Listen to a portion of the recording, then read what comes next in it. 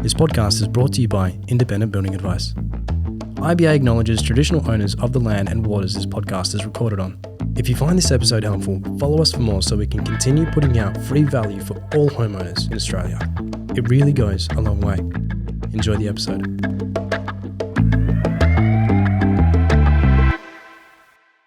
Episode 2. Here we go again. Episode 2 of the Home Building Podcast, man. Yes. I feel like we're on a roll, honestly. Exciting. 2 weeks in a row, I've managed to secure a spot with you. Absolutely. We both came back. That's a good sign. Absolutely. Number 2, yeah, absolutely. Well done. Yeah, Awesome. But yeah, so just going off of last week, we spoke about just general stuff and, you know, what we are and how people can kind of come to us.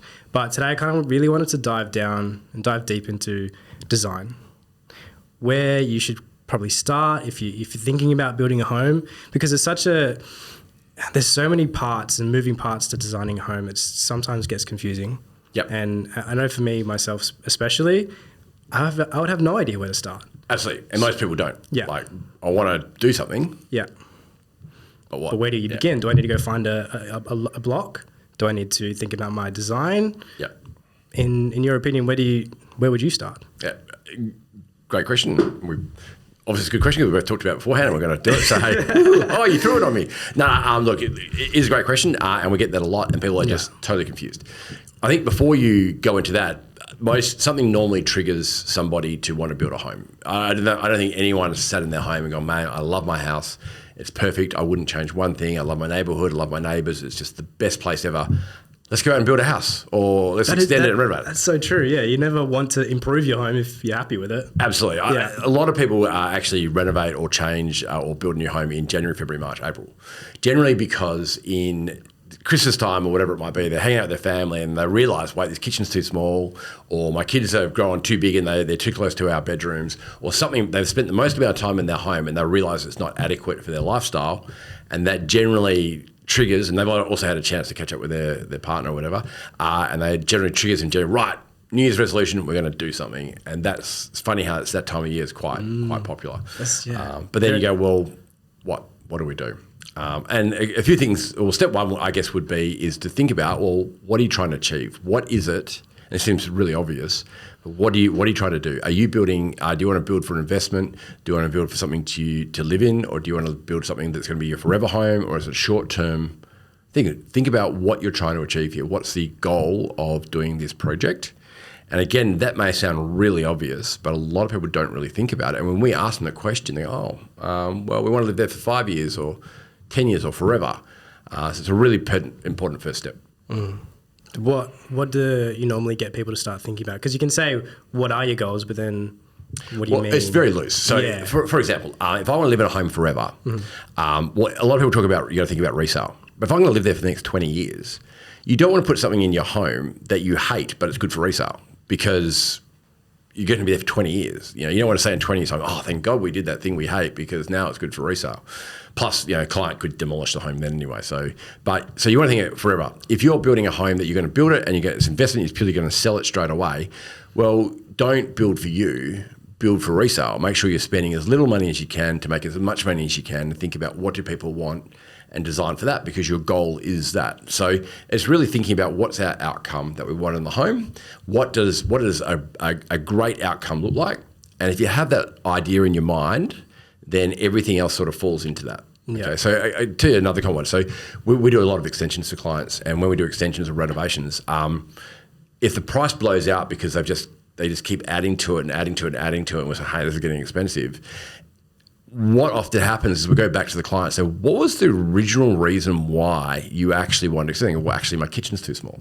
And then what happened was they got caught up in it and goes, oh, we'll just extend and pushes out. We need bigger bedrooms, bigger bathrooms. And reality is, you go back to the core, it was really, we just wanted a bigger kitchen. Well, let's go back to that and then expand from there. So if you have a really good idea of what your outcome that you're chasing is, it makes life easier for later.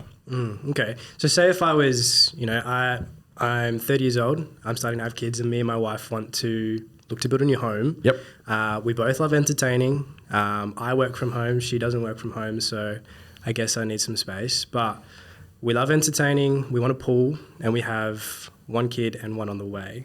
In this kind of situation, would that be enough information to go off, or what would you kind of dive into? Well, everyone's individual, which is why we love custom designs, Yeah. because we dive deeper into what you're looking for. But there's a couple of things there. Is just to stereotype people who've got a young family, and we call it a young family, young kids, is generally at that age, most of the parents will want to be near their children.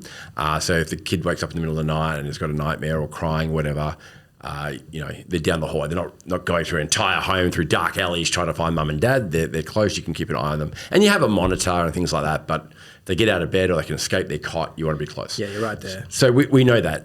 Two, look, I'd normally recommend that the master bedroom was towards the front of the home, because if someone's going to break in, a lot of break-ins happen at the back, but they generally have to get past the front gate and you go to bed to chance of hearing it. And even if it's not the case, you're still going to sleep better at night. I would probably not recommend a master at the back because you feel like you might be isolated, or if you're going 2-story, master upstairs. If you don't have kids, it might seem like a great idea, but when you've actually got kids, you go, wow, I don't want my kids downstairs. You get robbed and we don't know about it. Yeah. So they're basic things we want to look at. So you want to have that living area. If you've got young kids, young kids do not respect closed study doors. So if you're working from home and you've got a closed door, that is going to be your enemy, because they're going to find that door and they're going to bang on it until you open it. So you want to make sure that the studies are away from the kids' sleeping areas, so you can do that. But also you want to make sure that you've got open areas that kids can come to, but you can close it off if you want to. If you've got a young kid on the way, I would be thinking something like a master bedroom, and you have like a study near the master bedroom that could act as a nursery. And then the house is adaptable. As they get a bit older, you can take them out of the nursery, that becomes a study again, and you put them into a bedroom, and the house is versatile as you go. But the question would come back to what I said originally, is how long do you want to live in that house for? That's always our first question. If you want to live there for 20 years, well, you don't have young babies anymore. You've got teenagers and older kids. So we'd want to try and design the home to cater for the years to come rather than just today. Okay. That makes sense. Yeah. But if you had like older teens, I'd be saying, well, let's talk about third car garages, things like that. So depending on your lifestyle and where you're at, which is what we're trying to discover when we design a home, we're trying to make sure that catering for your lifestyle today, but also challenging you, and as a third person looking out for your best interest about what the future might look like, and proactively giving you advice that's in your best interest that you may not have thought about. We've got 25 years experience. Well, I've got 25 years experience. I've designed like thousands of houses, but I've also spoken to like more than like thousands and thousands of people that have made all these mistakes or regrets and things like that. And I've learned from all those, and then I'm passing that wisdom on, as well as my own, to our new clients, going, okay, this is what other people have found in similar situations to you. Yep. Have you thought about it? Oh, I didn't think about that. So things like that. Do you find it surprising that, considering, amongst friend groups, that's generally when you start building, but people still don't know what mistakes you're going to run into, even though your friends ran into the same situation? Absolutely. Look, I think the biggest killer, and Riley, you might be able to agree with this, but I don't know anyone that is not flat tack. Everyone's busy, right? Like, are you busier today than you've ever been before in your life? Oh, 100%. Who's not, right? Yeah. Life is just hectic and it's insane. So to really, truly study all elements design, no one has time, and you do the best you can. Unless you've got a full, you don't work at all, you got no kids and no nothing, and your life is all about design. Maybe you have time. So there's so many mistakes you can make. I've built I think 5 or 6 times myself personally, and every little mistake I've made, I regret. And I can rattle them off now, but generally it's because of time. Like the last one I made was I had a bed in a master bedroom. I had a bed, bedside tables, and I forgot to move the PowerPoints on the side, so you can see the PowerPoints where they should have been behind the bedside tables. Oh yeah, yeah, little things like that. Absolutely. Right? And I saw that and I went, I cannot believe I missed that. But I was busy, I was flat out, and that's it. So we've personally put lots of structure in place to actually avoid a lot of these mistakes for clients, and we give them the information at the right time. So look, let's talk about lighting. Here's our tips for lighting, and give them a checklist so that they can avoid these things. But that's one example.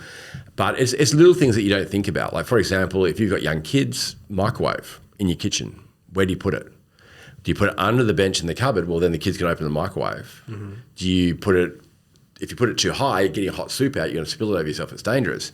So there's lots of little things to think about, and there's too many for most people who don't do this every day, which is why you get an independent building advisor, what we do, to try and mitigate most of those problems and proactively try and solve it for you. When A, you don't realise the problem, B, didn't even consider it. And then ultimately you go, yeah, do you know what? That's a great idea. I hadn't even thought about that. And you get it. And it's quite funny, actually. We go to people's houses when they're finished and we walk around and and they're showing us off the house and they show us all their great ideas they've done. And quite often it's like, well, where'd you get that from? It was actually us, but they've forgotten, which is totally fine because I love it that they love it. But it's really just trying to solve a problem so they don't ever think about it because they didn't even realize it was a problem. I reckon we kind of touched on this last episode, but you don't know what you don't know. Oh, absolutely. And when it comes to a ball game like building a home, it's absolutely. And there's nothing worse than building a house. Yeah. And you get the keys and you go, I love it. And then you go to your friend's house and got their keys. And go, oh, that's better. I wish I'd known about that. Right. Now that will probably always happen, but we try to cover a lot of that. But step one is knowing what you want to do, and also designing a home to your lifestyle is what we're talking about. Yeah. Well, outside of that, what else would you consider? Or how do you make those decisions on where to start in terms of making those decisions? Well, the first thing is knowing what you want. Second thing is I would sit down and write a list of all the rooms you want in a home. Like literally a list. How many bedrooms, how many bathrooms? Do you want a study, activity, games room? What do you want in the home? Make a list. Okay. The reason for that is if you look at it like a jigsaw puzzle, it's different pieces of the puzzle. You don't have to work out yet where you want those rooms, but the idea is to work out what rooms you've got. I've had it before where I've designed homes for people and basically finalising it and they've gone, oh, I also need this. And I'm going, well, that room doesn't fit in easily. And we're basically almost starting again in some cases. So really write a list, talk to your partner if you're doing it with a partner, write down everything that you can think of with each other, discuss it, and then go, okay, great, they're the rooms we want. And then maybe even ideally quiz yourself and go, well, let's say we want 4 bedroom, but we have 1 child. Well, could we use one of those bedrooms as a study? Like, do you really need the extra space, right? Try and be conservative where you can. Yeah. Then once you've got an idea of what you want layout-wise, if you have a block of land, you want to consider the land. So you want to consider if the land's sloping. You want to consider if the land has like the solar orientation of the sun and so forth with the land. Are you going to have things like a pool, which you mentioned earlier? Do you have you want to have a view of the pool from the kitchen? And ideally from your living room, it's a nice feature. So those elements will help you with your layout and design. So we always look at where the north is. Do you want to get that northern sunlight in winter and minimise in summer? We want to make sure your living areas absorb as much of that as possible, as well as taking in your backyard. So these elements is where the designer comes in and helps you bring all those together. So you don't really need to work that out when you got your list, but it's really just having an idea. But the third thing in all that would be having an idea and speaking to the banks about 2 things, and they're different things. One is, what are you comfortable spending, right? What you sleep at night and go, hey, this is a great figure. I'm really happy with this. And the second one is, what's the maximum you'd want to spend on this project? Now, I'm not saying what can you borrow. You might be able to borrow $20 million. Doesn't mean you want to spend that on the house. But it's working out what you're comfortable with. You don't want to be eating baked beans the rest of your life because you can't afford to go out and do anything else because you spend it all on your home. What you're comfortable with, or the maximum you can go to, and just have those figures in mind. The reason why that's really powerful is because you don't want to get caught up in the emotion of designing a house. Oh, I love that. I love this. I've got to have that. Oh my gosh, this is amazing. And then you get a price from the builder and the builder turns around and you go, oh my God, that's way over my budget. Oh, I have to have it. You build the home, you get the keys, and then you're a slave to your mortgage. So if you can really get an idea of what you want to spend before you get caught up in the emotion, then hopefully that grounds you later on and go, no, this is what we want to spend. How do we pull it back to make it fit that budget? To fit the budget, yeah. So you would suggest that we go get the financing done before we even think about building a home? Yeah, That's the very first thing you would do. I mean, if you're a multi-millionaire and everything's cash, well, you know what? Work at what cash you want to spend. Again, because you can borrow more doesn't mean you shouldn't, but at least have an idea. If you've got a finance broker, speak to a finance broker and just get an idea of what you can do. Maybe get a pre-approval. You don't have to, but just get an idea from them what sort of ballpark you'll be, and ask them if we stretch ourselves, where could we get to, and what are we comfortable with. And by doing that, you're just going to go in with eyes wide open. If you don't have a block of land, especially, you've got to make sure that you know what you can buy. A lot of people buy a block of land, for example, and they don't investigate the house part, and they buy it, they settle on it, and then all of a sudden they can't afford the house they want on it, or any house in some cases, and you're stuck with a block of land that you can't really do much for, and it's dead money. You can't negative gear or positive gear. What would you do first then? Would you get the block of land and then decide what design you want, or start thinking about what design you want and your lifestyle, and then look for a block that kind of suits that? Great. Yeah. So it's really hard. So what comes first, chicken or the egg, right? Yeah. And if you don't know what houses cost, then you're kind of stuck. And if you don't know what land costs, you're kind of stuck. So a couple of things. So one, we've actually got that new tool coming out, which we've got to finalise, which is good segue, which has got where people can punch in what they're looking for, and we'll give them a really, really good indication of what the prices will be. We could put that in the show notes. In fact, by the time that this comes out, it should be out. That should be there. That will be in the show notes, right? Yeah, good point. And by the way, we didn't plan that. That was that just came out that way. But anyway, so we have that there, and that's a tool. And that's just a guide. But the reality is, you need to catch up with someone like us as a consultant and advise them. But the issue you've got is what is the land cost? What is the home cost? So a big thing there is also the hidden costs. So it's stamp duty, mortgage rate. If you're first home buyer, it's a bit cheaper. But then you've got things like site works, preparing the land to build a home. There's a lot of hidden costs in this, and you need to know what they are. That's where people get burnt. So the best way to do that is, there's a couple of ways of doing it. There's one is to get an idea of what land costs, talk to a builder or someone like us to give you an idea of what prices cost, and then get someone who's honest with you and will actually tell you all the hidden costs. That's the first thing, and then you can sort of piece it together. In fact, the majority of land that's sold in estates is actually sold by salespeople of building companies. Because a client goes to them and the builder goes, hey, what's your budget? What do you think it's spending? If you don't know, they'll go to put them on a broker, find out what they can spend and go, okay, house, land, hidden costs, this is your package that you can afford, and guide them.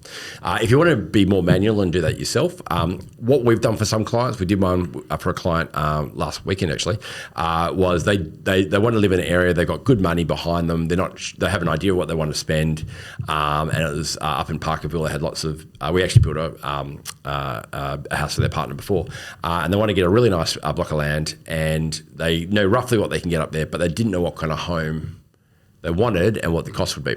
So what I did, I reversed it. So what I did is I actually talked to them about the floor plan and layout and said, this is some ideas what you can do. Gave them an idea of pricing, what that would be. It was in Parkerville, so we looked at the site works. There might be a bit of hard rock, clay, that kind of stuff, sloping blocks. So we allowed a rough figure for that. So we worked out what the house was, the finishings, the hidden costs for the home. All they have to do now is find a block of land and insert block, and then they've got their package. So I actually went the reverse way. The other way, yeah. So they could then find the block they liked, and they could figure out what they could do that way. Yeah. And that's good. That depends on where that is, because sometimes like the block you're after is so unique. You're wasting your money. You can't really do much on your that time. block, yeah. Absolutely. So you just have to find the block first and go that way. Yeah. But that gave that person the power to then make a decision if they saw the right one. So that's one way to doing it. The other one is just going rough figures. And you go, okay, what's land roughly go for that area? We catch up and go, the land is roughly this, house is this, and go that sort of way.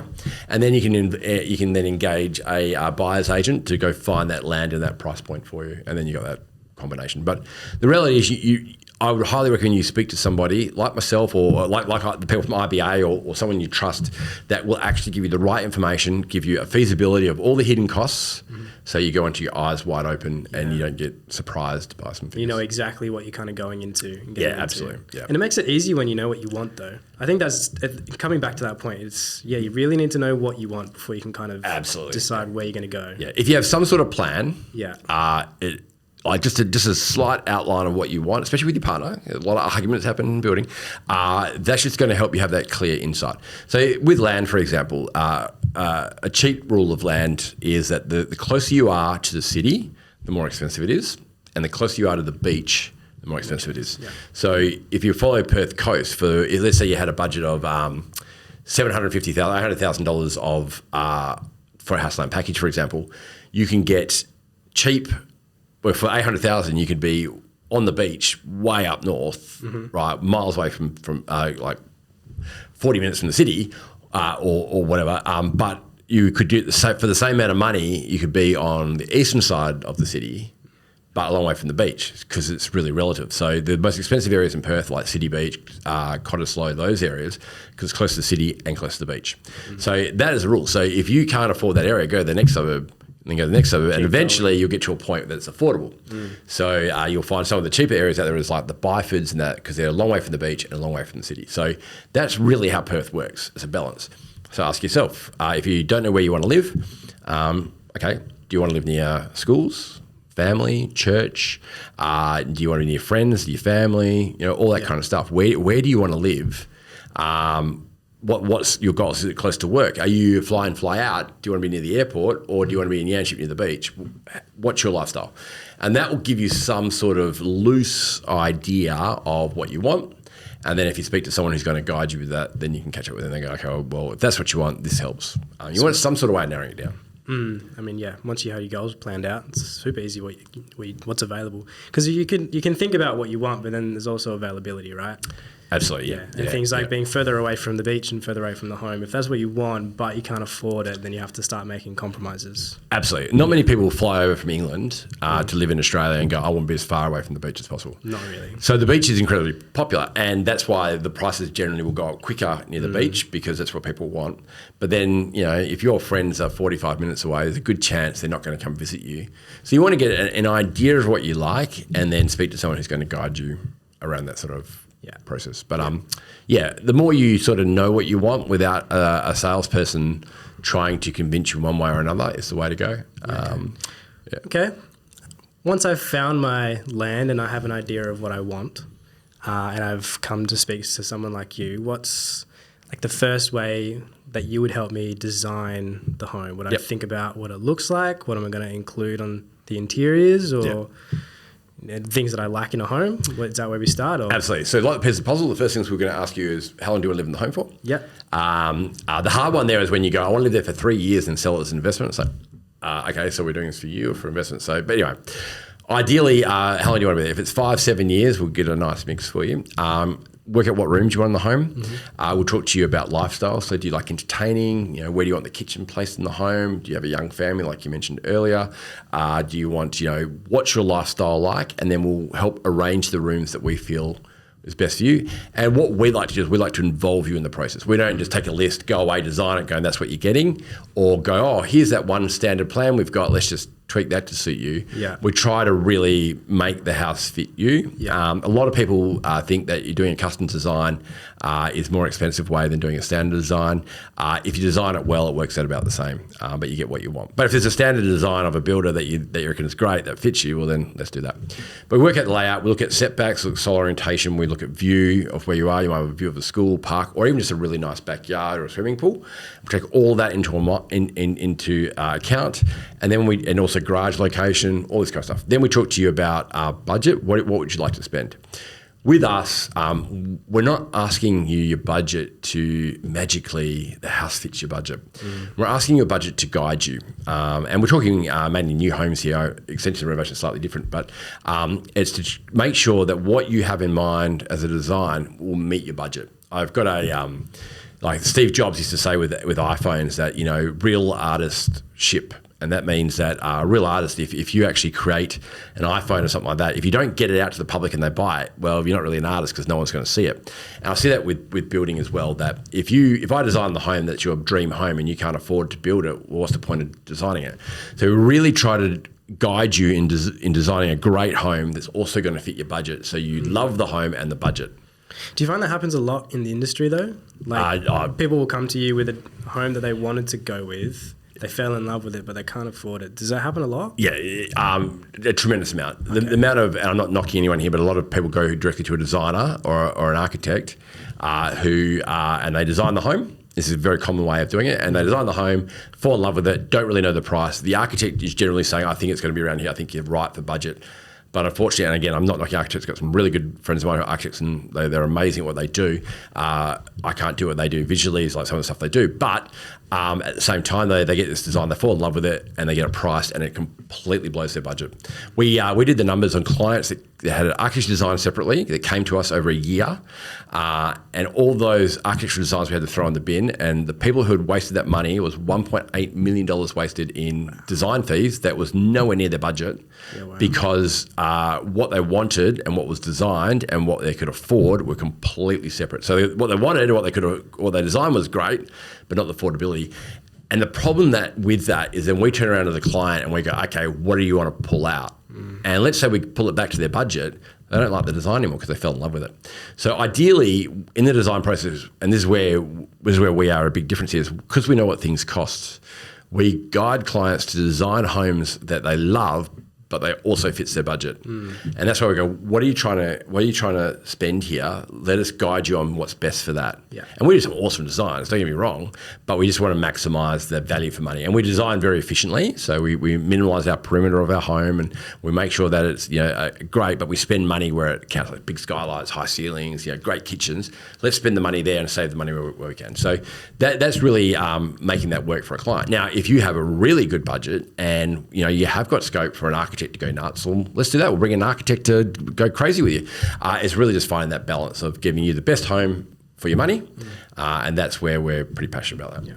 Something that I haven't really figured out yet, but what's the difference between a designer and an architect? Because I know they get thrown around, but in similar contexts, but are they two different things? Yeah, okay. So there's really four, I guess, right? Four different. So you got a drafty.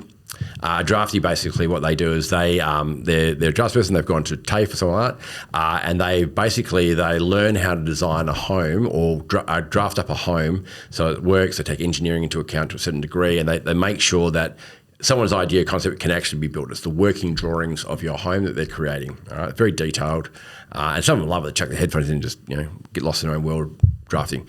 And what's great about that process is you really learn the bones of how a building works and bringing it through. Then you have really artistic sort of draftspeople, and they become and they want to take it one step further rather than just drawing. Working drawings, they actually want to design homes and do great layouts for clients, and they become what you call architectural draftspeople or designers or whatever you want to call it. So that's one path. Another path is architects. So architects, they go to uni, they study for 5 years, whatever, and it's really hard. I've got friends who've done it. I've seen them go through it, go through the whole. There's a lot of big assignments, the whole thing.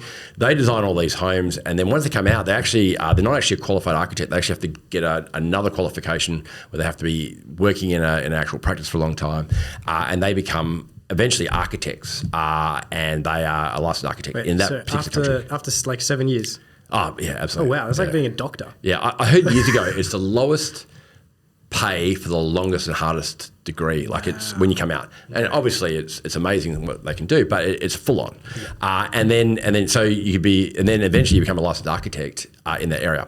But if you get the qualification, but you don't actually go into that, then you become what's called an architectural draftsperson. So a mate of mine, he is awesome architect. He was working in the UK. He was licensed over there, but he's not licensed here. Oh, wow. So he can't call himself an architect. Well, that would be frustrating. Yeah, and So, but that's how it works. So all four of those are awesome options. They're amazing. If you go to the museum in the city, I was lucky to talk to the guy who designed that. He goes, if you stand at certain points, you look up and the windows line up and the light comes through. I mean, that's amazing what he can do there. He's done a crazy job. If you haven't been there, I highly recommend checking out the architecture of that building, let alone the museum. That's brilliant, but different horses for different courses. So if you're building a home and you want to have a really nice home and you are pushing the limits of your budget, an architect who's going to go design a great home for you, it may not be the way to go. However, you might have money up your sleeve. You want to have something that's got this a different spin on it, different to everybody else's, and you have got money to spend. Then an architect's a great option. But not all, like anything, not all architects are brilliant. Not all anybody at anything is brilliant. You just got to find the right one for you that's got the right guidance for you. We have architects that work with us that we do. We have a panel of designers. We have 5 designers work for us. We're our client advocates. They're our people that guide you all the way through. Two of them are architectural designers. They're amazing. We've got one guy who's an engineer background and a drafting background. They all have their expertise, and we just pick the right person to suit your project for you. And that's really the idea behind it. We're matching personalities and what you need for it. That's quite powerful, isn't it? Well, I think it's important because, I think that's often the problem with building is that you've got salespeople who are commission-based. You come along with your project, the salesperson goes, how hard can it be?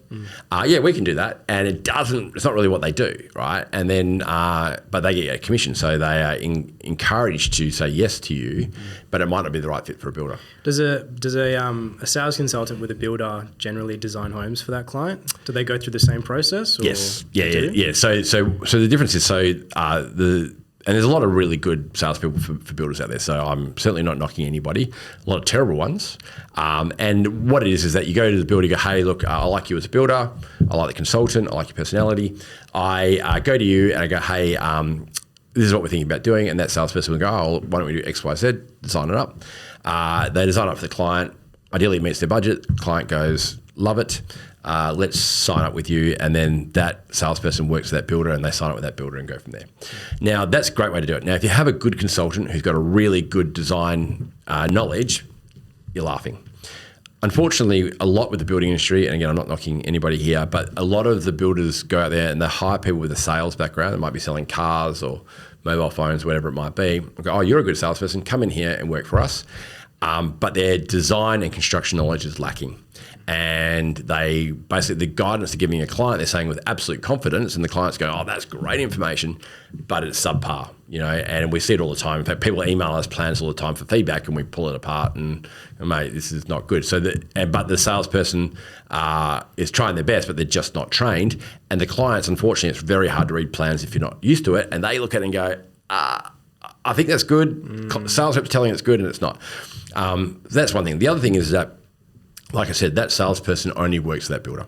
So that builder, so it's in their best interest to say, yeah, we can make that fit for you. So, for example, I came in, so the client had spoken to this client, and so the client spoke to this builder, and the builder turned around and said, the client wanted to build in a suburb that the builder doesn't build in. And the salesperson convinced the boss, yeah, go on, we'll stretch out and we'll get there. So then the builder's going, okay, well, we can do that. How are we going to get trades there? What we'll do, we'll pay our trades a fortune to go build in that area because we're going to pay this huge loading where the client would have been better finding a builder that does build there all the time. Trades are used to it and they're not paying a premium. But they're just trying to make it work because it fits their model. Wouldn't that increase how much the client's paying? Because 100%. They're trying to stretch out. That's the problem. It's not in the best client's interest. That's not right? But the builder only has one option. Like if you're going to buy a suitcase, for example, right? Yeah. Do you go to a shop that only sells one brand, or do you go to a department store and they have 12 different brands and you can compare the brands? Well, that's that model that we do. People call it building broking, where we're not exactly building, where we're slightly twist on that, where we're more guides, we offer other services as well. But the idea is we've got 21 different builders. Here's our 21 builders. For you, here's the 3 that we recommend. Pick of those 3 because they've all been vetted and we think they're great and so forth. If you're just comparing one brand with another brand, that's in another shop, it's too hard. That's why department stores are so popular. And that's really how you look at it. Same with the finance broker, they look at all these different options. We look at one. If you go to let's say you're going to buy a suitcase, you get a Samsonite suitcase or something, and the salesperson only sells a Samsonite suitcase, they're going to say, I think Samsonite suitcase is the best. And yeah, and it might be. But is it? And aren't you a little bit biased? Because and that's fundamentally the issue with that broker. And you can have a great experience. I'm not saying you can't. You can absolutely have an amazing experience. I would say your likelihood of having an amazing experience is diminished if that person's only build is that option. So the flip side of that is you've got building brokers out there where they go, we've got lots of different builders, we're going to design and recommend a builder. But in reality, they only have 1, 2 or 3 builders. And they go, yeah, of all the builders out there, I think this one's the best one for you. And you go, oh, wait a second, what are the other options? Oh, we'll talk about that later. Like, don't worry about them. And that's where it's a bit grey. But yeah, I'm off topic. Yeah, fair enough. So once you've got an idea of what you want, you got the floor plan and layouts that you want, and you've got an indication of what you're getting for your for what you'd like out of your home. The big one is, what do you get for your money, price wise? Now, there's a couple of hacks you can do here. One, that tool we mentioned earlier. Another way of doing it is you can actually, if you wanted to, is work out what rooms you've got. Go through a display village if you wanted to. There's another way of doing it. Or online. So can you send me a plan and get an idea of a price off a builder of a plan that's similar size to yours. And go, I just want a base price. And then you go, okay, what's the base price of that? Similar amount of rooms as mine. That's going to give you a really good indication where you're sitting price-wise. For those who don't know, what's a base price? Sorry, apologies. When you go to display home, generally you go, oh, I love this house. What's the price of this? And then you fall off your chair when they tell you. That's because that is a fully loaded, everything in there. That is the builder going, this is the kind of wow home that's our clients will just blow their mind. And it's got everything in it. And there's a lot of stuff in that design that you probably won't want or need in your own home, but you're paying a fortune for it. The base price is the simple, basic floor plan of that home. It's got none of the bells and whistles. In fact, it's been stripped right back to be basic. Yeah. And that will give you a starting point of where you're sitting at price-wise. So we're talking about structurally, this is how much it's going to cost. So it's got the walls and the doors, but it's got no fancy, it hasn't got the fancy vanities, it hasn't got the fancy taps, it hasn't got the fancy door handles. You're getting the bare bones. But you can upgrade all these things, and that's where it starts adding up. But that's going to give you a raw price of where you're starting at with your home. Now, it might be a completely different layout, but at least it's in the ballpark if you have no idea of where you're playing. Yeah. But most of the consultants will give you an idea of what you want to do. And that's a good start to kind of start with the base and then figure out after that where we want to go. Well, yes. Sorry. So we can start making assumptions on what we want to do with our home. Yeah. And where, if we want it to look like this, we've got a good estimate of how much it's going to cost. Absolutely. Right? Yeah. Look, first of all, I'm talking about if you're just trying to do all this yourself. Yeah. I wouldn't recommend this because I'm just saying if that's what you want to do and you really don't want to engage a consultant, that's how you could do it. What we'd normally recommend is catch up with us or whoever you feel comfortable with and just have a chat to us. We're going to give you all the information. We'll give it for you to take away, have a think about it. So when I talk to you about it, and we'll set you straight. We'll say this is what you're looking at, house, land. It'll be a quite frank and straightforward conversation. If you can't afford it, we'll show you something we can or might not be for you or offer alternatives. However, that would be the best way to start out.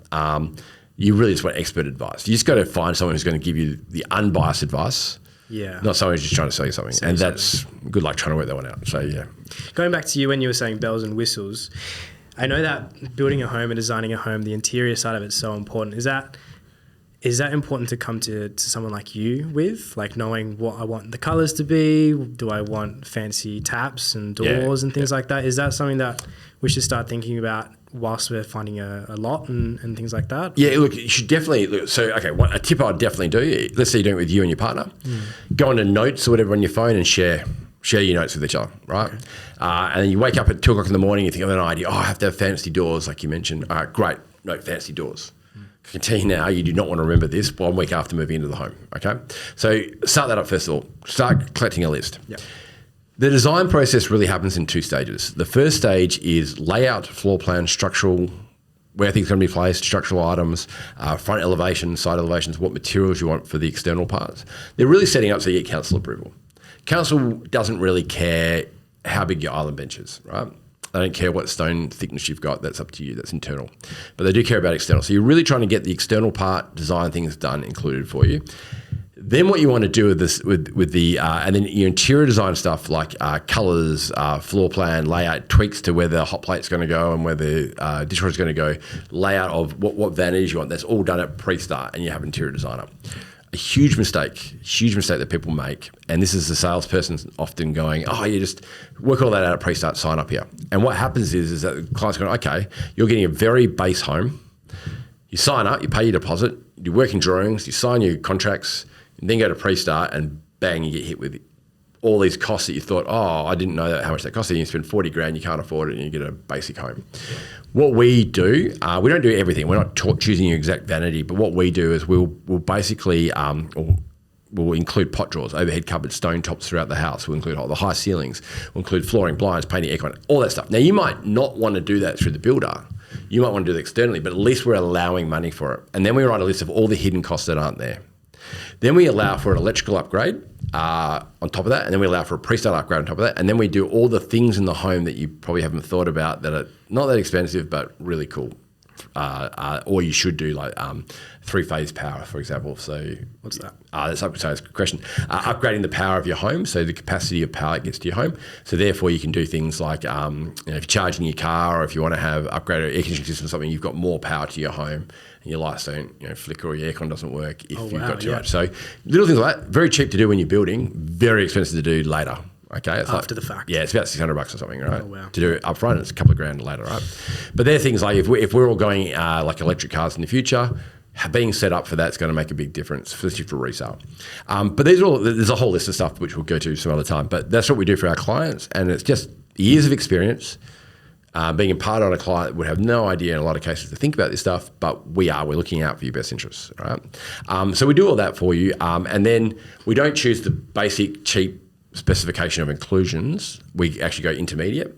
We don't go the most expensive because that often has a lot of things that you include in your home or you may not want, but you're paying for anyway. So we go intermediate, and then we allow pre-start allowances and all that to upgrade again on top of that. So our goal is to really, when you sign up at the start, that you actually we've covered you for most of the things that you've got. Now, disclaimer, we've had clients that spend $400,000 at pre-start and we did not see that coming. In fact, I still to this day do not know how you can do that. $400,000. They went nuts. But I didn't see that, but often we do try to get a feel for it. But we like to include a lot of the big ticket items in that initial costings without getting, like I said, too detailed. Like we don't want to know you want X8 2412 vanity. That's too much. But then you can still change a lot of that at pre-start anyway. But we're just trying to make sure we're getting you in the ballpark of what you're really going to spend. Yeah, and you're well informed that that's coming up. You know? And you make an estimate and an assumption to kind of add that buffer when you're thinking about those little things. Right? Absolutely, yeah, absolutely. And we're just really just trying to cover you, because I've been there before when I thought I covered everything. And here's another $5,000, here's another $10,000, and you're going, I'm hating this experience. But there's nothing better when you go, okay, we're covered. Yeah, we're covered. Oh, yeah, we have allowed for that. Okay, it's a bit more. So yeah, that's how we work. And that's the idea, is just someone looking out for you. That's all you really want. I mean, it shouldn't be that hard to build a house, should it? But it is. Yeah, yeah. Coming back to designing a home, we've spoken a lot about a new build. Yep. What about when I want to renovate or extend? Like I bought a home, but it needs some improvements. How do I start thinking about that context? Great question. A lot of people struggle with this. It's such a hard thing for us to do. We're trying to put a bit of articles out for people to actually, how do you help and how do you guide them? But there's so many different moving parts to it and every home's individual. It's very hard to give people a broad guide. And it's funny, there's a lot of courses out there on it. Yeah. And I've had people do the courses, come to us and go, I've done this course. And you're going, yeah, that's wrong. Do not do that. That's not a great way to go, because some of them say get the builder out first, and some people get the designer out and architect, and it's not the way to go. So the first thing is extending and renovating a home is incredibly expensive for what you get for your money. Okay. So I'll use a couple of examples here. I give a couple of things here. So first of all, and you just really have to understand what's behind it, and there's three real principles or two main principles you got to think about. So one is I've got a mate of mine who's an electrician. We actually recommend him to a lot of clients, and he does a lot of real estate property managers' houses, and there's a light socket that's not working. He'll come out there and he has to charge a fortune to drive out there, do the light socket, fix it, leave, and charge an absolute fortune. Now, his rates would come right down if he's doing a whole electrical for a home, because you're paying for, it's economies of scale. You're paying for more work to be done. So really important to keep that. The more work that your trades do, your home's going to be a lot more value for money for what you're getting for your return. Okay, so keep that in mind. It's really important. So to give you an example, this is probably an extreme example, but it's just you get the point of what I'm trying to say here. If you want to build a 2-course brick wall planter box outside your home, that's all you want a builder to do. And you get a brickie out there. The brickie goes, okay, that's going to take me, I don't know, an hour and a half to do that. They're going to charge you for a full day. Oh wow, really? Then a plasterer is going to come out and go, that's probably going to take me about 40 minutes. They're going to charge you for a full day. And then a painter's going to come out and goes, okay, that's probably going to take me about 20 minutes. I'm going to come out for a full day. Why do they do that? Well, because there's all that travel time. Yeah. Because I'm just doing a small job, but you've got me out here. I'm also charge you for the figure. If you don't want it, that's fine. I'll move on to the next one. It's difficult, pain in the neck, and it's not convenient. Yeah. So you're paying for 3 days worth of work for really half a day's worth of work. Okay. So if you're doing any little stuff on your home, you're going to pay a fortune for it. Okay. We're doing a massive 700 square meter home, high spec, high everything, brand new home. The square meter in that thing per square meter is really good value for money, like amazing, because it's such a big house. So any little things you're doing. So, and if you take that principle of those 3 trades coming and charging a full day, if you're looking at extending and renovating your house, anything you're doing is not simple and easy. So let's say you just want to knock down a wall, right? You're not just knocking down a wall. You also have to fix the ceiling and the floor and build a new wall and paint it or whatever you want to do. There's a lot of trades coming back and forth, doing small little jobs, charging you a fortune. And that's where it adds up really quickly. So often people get a bill for these things, not just necessarily through us, but through whoever, and they just fall off the chair and go, what? No, I don't want a new house. I just want a wall. That's because you're not only ripping it out, you have to carefully demolish it, right? But you also have to make the good and the old match as well as build the new. So there's a lot of moving parts in it. And that's where a lot of clients come to us and go, look, I just want to extend my home out there, and there, and there, and there, and there. And you go, Okay, that's lots of different projects. So when you extend, what you're doing 4 different things at once. You are carefully demolishing the old bit that you want to extend out to. Yep. You are then rebuilding the new bit, and don't forget it's not one trade, it's lots of different trades. Then what you're doing is you need to make sure the old and the new is actually looks good together. So you got to do that as well. And then you need to make sure that the whole house doesn't fall down while you do it.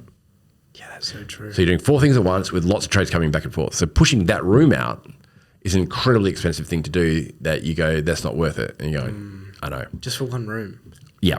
So you're better off finding a section of the home where you can chop the whole thing at one spot and then extend. And that's normally what we do. We try to find that with clients. We go, okay, let's chop this bit out and extend this bit. Now, obviously, if you're doing more, it's going to be more expensive, but it's better value for money doing it that way. Yeah, okay. Now, the best way to do it, though, go to it. The cheapest way to renovate is find a room and paint it a different colour. That's the best way to do it and do nothing else. The next best way to do it is actually get a room and make a few changes to it, like knock a few walls out. Things like that is still the best, cheapest way of doing it. Then the next one from there is really relocating things in your home. So you've got to move a kitchen to here, from here to here. Yes, it's expensive moving the plumbing, but it's still cheaper than extending. And then the last one is extending. And then you're in a whole other ballpark.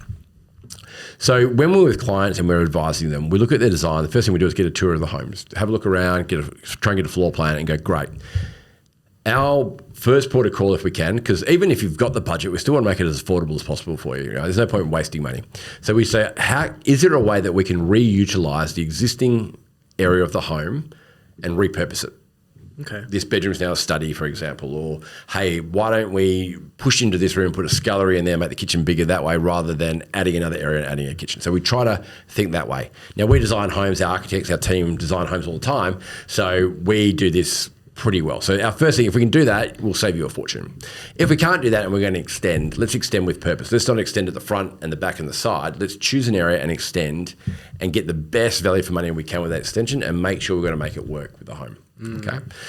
If you're putting in a basic kitchen in your home, like you're going to rip out that kitchen, put another kitchen in, you should allow 35, 40 grand.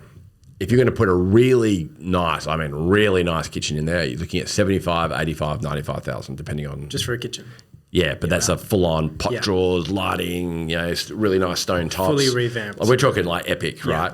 I had one client who I was speaking to, and he goes, no, I'll get my own kitchen, people. Now, he designed a kitchen for 400 grand and didn't go ahead with it for some reason. They were importing the hinges from Italy. I go, whoa. I think he had it, like, if you swing this way, it changes the lights in the room. You go this way, the coffee machine starts. There's all this. Oh, wow. Mate, it was up there, but he didn't really know what he was getting into. He goes, I was thinking 150 grand, not 400 grand. 400, yeah. But anyway, but look, that's the idea. You can go nuts, but I'm just trying to give an idea of that. But that's not moving things around. As soon as you start going, I want the plumbing here or moving that around, same thing with bathrooms, your price just goes through the roof. Right? A laundry on the cheaper side will probably be about 20 grand. You spend 30 quite easily, you spend more than that. Bathrooms, I would say 25, 30 grand. This is as of mid-2025, so just know price going up. So that gives you an idea of it. So we often go to people's houses, and in that first meeting, we can give clients a really, really accurate indication of what they're up for price-wise. Okay. And also guide them on how to get value for money. So I had people out in South Perth recently. I was chatting to them and I went through some ideas. What do you want to spend? And they said, we're not really sure, which comes back to my first point of the podcast, is work out what you like to spend, roughly. And I said, okay, well, here's the $300,000 version of your home, 400, 500, 600, 700.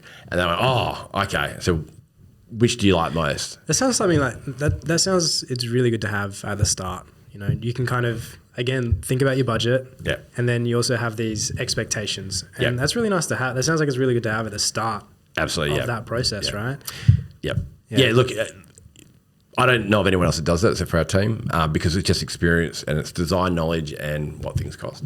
And it's interesting, actually, because we do about 40% extensions and renovations and about 60% new builds, we're unbiased. And a lot of people will go to a house and they go, we want to do this. I go, actually, you're better off demolishing and starting again. It's cheaper. And they go, really? And go, yeah, because you're changing every part of your home and it's just going to blow out. It's actually going to be more affordable to start again. And that's really a big thing. Whereas if I was just a renovation business, I'd be telling you, no, you should definitely renovate. Or if I was just a builder, no, you should definitely demolish and build. You're not getting the advice for you. It's unbiased. Yeah. Well, I know a guy in the industry who works for a builder that we don't work with, but and his minimum is 300 grand. And he went minimum 300. Yeah, so he can't help a client who's spending less than 300. So it's got to be 300 up. Okay. But he went through the same home that I went through before me and made all the prices 300 grand. So it all added up to 300 grand. I went being ripped off. And in the end, when we got it priced properly, it came in at $80,000 less than that. So 220. Which is roughly where I thought it would be. But that's the thing though, is that his best interest was to sell it up, right? Because we work with 21 builders and we're independent, we'll just use the right builder for the right job. I'm not going to use a builder that does $2 million homes to do a $200,000 extension renovation. We'll use the guys that do that kind of work. And that there is that guidance. So we can go in and go, this is what you're looking for, but what are you trying to achieve? And this is what you can get for your money. So you have that clarity. And that clarity is, unfortunately, the hardest thing to get extending and renovating. Is there a quick way to kind of decide whether demolishing your home's cheaper or renovating, extending? Is there a quick way to do it, or is there a lot that's involved with deciding that? Well, if only there was this like quiz that you could. We do have a tool out there which I highly recommend. It's actually incredibly accurate. So you know how you do these quizzes, like a personality quiz, and ask you like 3 questions. What's your favorite color? And do you sleep on the left hand side or the right hand side of the bed? Oh, your personality is this. This is actually a quiz that the results are actually incredibly accurate. Obviously, we're not seeing your house, just answering questions. Some of the questions are, is the home positioned in the right spot on your block for you? Do you have a character front elevation that would be a crime to demolish? That kind of thing, just to give an idea of what you want. And when you answer it, we've got a score thing behind it. And at the end of that, it actually comes out really accurate. I've actually gone, oh, well, that's great. We've done the quiz. Let's go to your house and check it out. And almost always I go, this is actually right. But with that, the reason why we come out anyway and have a look at it is because it's the finesse, it's the devil's in the detail. It's the little thing, you know what, yes, you could do it that way, but have you thought about doing this instead? And really just giving them that proactive guidance. And then at the end of the day, that's what they get. They get a great home, great layout, but they're getting the advice up front, so they're not wasting all their money. The amount of times that we've come in late, people have designed all these working drawings and things, they spend all this money, and we've come and go, you know what, stop, throw this play that you're better off doing this way and getting it and coming in significantly cheaper. Yeah, with the design they still like and love. Yeah, absolutely. Yeah, and that's the thing. Like, depending on how old you are, and I've used the analogy. If you remember Mr. Squiggle and the guys, they got the blackboard and they got this squiggle on there, and then they talk to the guy with the pencil nose, mate. You make that drawing look awesome. So, mate, you haven't got much to work with here. And then he's got to make the drawing cool. Well, that's renovating. Renovating is, this house doesn't really work. You make that house look good. Oh, okay, I'm stuck with what's already there. Whereas a new build, blank canvas, I can do what I need to do and I'm not restricted. So there's pros and cons to both. When I get around to it, going to extend my house or renovate it when we get around to it. A great way to go because it's right for my house. Demolishing my home, wouldn't be the right way to go, especially for what we need. So you want to really work out what you want first, what you're thinking about. And remember, write down the core elements, like I said at the start of this, that are really important to you in your home and why you're doing it. So that if you do blow out and you get all this other stuff that you didn't really originally want, it will still center you and go, wait a second, what we really wanted was a better kitchen and a better laundry. Great, let's go back to that. And having that at the start will really help because it's very easy to, I have to have that, and that. Especially when you go down that rabbit hole of exploring things online. And then once you've got that, and you got that layout, and you got the price and the idea what you got, we can help you. Amazing. Awesome. I think that wraps up our basic design fundamental episode, and episode number 2. Yep, there you go. Yeah, quite nicely. Yeah. No, thanks for the insight. There's a lot of things there and little nuanced things that I didn't even know. Yeah. I've been around for a little while now, so I'm sure everyone will find that super valuable about their design. Hopefully, yeah. Getting started is probably the hardest thing. Where do you start? And unfortunately, you just can't Google things like, where do you start? And then if you Google it, is it accurate? Yeah. But I think that individual help for each person, where we can, what do you need, and tailor it to suit you. The advice tailored to suit you goes a long way. Yeah, it really makes sense though. Yeah. With anything that you don't know, it's always easier with someone who does know what they're doing.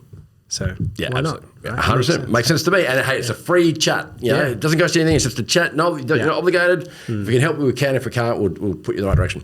But you know, this is what this podcast is about. It's about giving people really information. We really want to inspire people and get people excited about building and renovating. There's so much doom and gloom out there. Yeah. It really should be, hey, I'm excited. A fun experience, right? Yes. Yeah, it should be. That's what it's about. And that's what we're really trying to do for our clients. Remove the stress and make it fun to it as best we can. It's not always going to be a dream, but but that's why we've got really cool things coming up. We've got next week. So we've got interior designer coming up. Yeah, we have lighting specialists coming through. People we want to talk about skylights. Yep, we've got skylight experts in there. Love a good V-light skylight. Different skylights, what they do, functionality. We've got carpet people coming in. We've got an IP lawyer coming in. Yeah, we've got some accountants to talk about like the structure of if you're doing investments to sort yourself out for layouts. There's lots to come from the podcast. Hey, it's going to be great. Absolutely, but it's good to hear different experts, like even like the painting guys, talking about how do you make your house like pop and really just like look great for years to come. You know, some houses you go to and it just looks amazing 10 years later. Did you just recently, no, 10 years ago, you go, oh my gosh. It looks amazing still. And then other houses look horrible a week later, you know, and you go, oh, okay. So we've got them coming. It's just really hearing from the experts. From their perspective as well. Absolutely. And what you think you know is not necessarily what you do know. So I'm excited to ask some questions that I want to know about, but also listeners to go, yeah, I didn't know that. That's great. So, and make it a bit of fun along the way. 100%. So it has to be fun. Absolutely. Yeah, fantastic. Well, thanks for listening. Thanks for those who are listening. Thank you for sticking around for so long. Thanks, Riley. Cheers. Please subscribe and share this with anyone that is looking to build a home or renovate a home. We've covered a lot today about design and where to start. So, yeah. Let's do it. Awesome. Thanks, mate. Awesome.